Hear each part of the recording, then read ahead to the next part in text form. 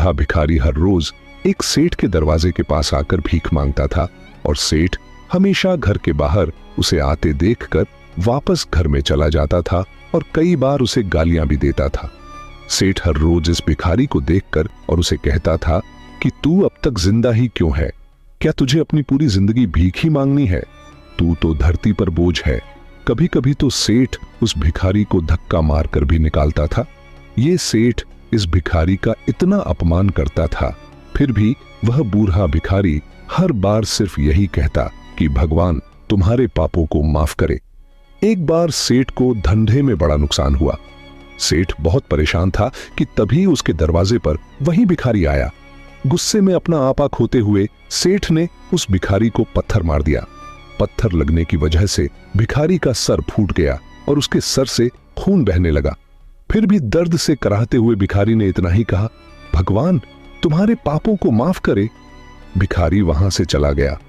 सेठ सोच में पड़ गए कि मैंने भिखारी को पत्थर मारा, फिर भी उसने सिर्फ मेरे लिए अच्छा ही बोला। सेठ का गुस्सा शांत हुआ और अब उन्हें इस भिखारी का रहस्य जानने का मन किया। सेठ ने भिखारी का पीछा करना शुरू कर दिया। भिखारी जहां जहां जाता सेठ उसके पीछे जाता। सेठ ने देखा कि कोई उसको खाना देता तो कोई उसको मारता, तो कोई अपमानित करता तो कोई गाली देता।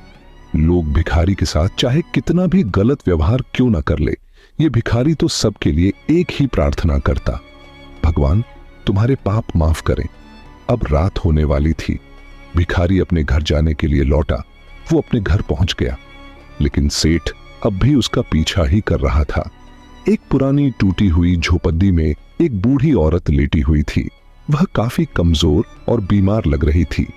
वह और कोई नहीं बल्कि इस भिखारी की पत्नी थी। अपने पति को वापस आता देख वह खाट से खड़ी हुई। पत्नी ने अपने पति के भीख वाले कटोरे में देखा, उसमें सिर्फ एक बासी रोटी थी। उसे देखकर वह बोली, आज बस इतना ही मिला? और हां, आपके सिर से खून निकल रहा है, ये चोट कैसे लगी? बूढ़ा भिखारी बोला, आज बस इतना ही मिला, किसी ने कुछ दिया ही नहीं, सब ने गालियां दी और एक ने तो पत्थर मारा, इसीलिए ही मेरा सर फट गया। एक गहरी ठंडी सांस लेकर बूढ़ा भिखारी फिर से बोला, यह मेरे ही पापों का फल है। तुम्हें याद है ना, कुछ सालों पहले हम कितने अमीर थे? क्या कुछ नहीं था हमारे पास? हमारे पास हर चीज जरूरत से ज्यादा थी, लेकिन हमने कभी दान नहीं किया। आगे भिखारी ने कहा कि हमने उस दिन एक अंधे भिखारी के साथ कितना कुछ बुरा किया था, जो हमारे द्वार पर भीख मांगने आया करता था। पत्नी की आंखों में आंसू आ गए। वह बोली, हां, हम उस बेचारे अंधे के साथ बहुत बुरा करते थे, उसका अपमान करते थे, उसे खाने के लिए रोटी की जगह कागज दिया करते थे और उसका मजाक उड़ाया करते थे। भिखारी की पत्नी बोली, मैंने कभी भी उसको रास्ता नहीं दिखाया था। एक बार मैंने उसके मुंह पर मिट्टी भी फेंकी थी और वह हमेशा दुखी होकर यही कहता कि भगवान तुम्हें तुम्हारे की सजा देगा, भगवान तुम्हारे पापों की सजा जरूर देगा। उसका श्राप सच हुआ और हम इस दुख भरी जिंदगी में आ गए। भिखारी बोला, हां, उसका श्राप सच हुआ और इसलिए ही मैं किसी को बद्दुआ नहीं देता हूं। चाहे कोई मेरे साथ कैसा भी बर्ताव क्यों ना करे, मैं हमेशा उसके लिए प्रार्थना करता हूं। मैं नहीं चाहता कि कोई भी हमारे जैसे जिंदगी का अनुभव करे। मैं नहीं चाहता कि किसी को भी हमारे जैसे दुखों का सामना करना पड़े।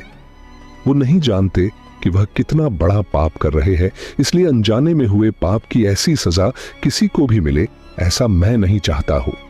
सेठ वहीं पर छुपकर भिखारी की सारी बातें सुन रहा था। अब उसे सब कुछ समझ में आ गया था। भिखारी और उसकी पत्नी ने वह रोटी मिल बांटकर आधी आधी खा ली और भगवान को धन्यवाद बोलकर सो गए। अगले दिन वही बूढ़ा भिखारी फिर से सेठ के घर पर भीख मांगने गया तो सेठ ने पहले से गर्मा गर्म रोटियां उसके लिए निकाल कर रखी थी। सेठ विनम्रता से बोला, माफ कर दीजिए बाबा, मुझसे बहुत बड़ी गलती हो गई है। बूढ़ा भिखारी बोला, भगवान तेरा भला करे। इतना कहकर वह आगे निकल गया। सीख, इंसान को अपने कर्म के हिसाब से फल मिलता है। भगवान के खाते में सबका हिसाब पक्का होता है। जिसने जैसे कर्म किए होंगे उसे उसके हिसाब से ही फल प्राप्त होगा। गरीबों की दुआ न ले सको तो कोई बात नहीं, पर कम से कम बद्दुआ मत लीजिए।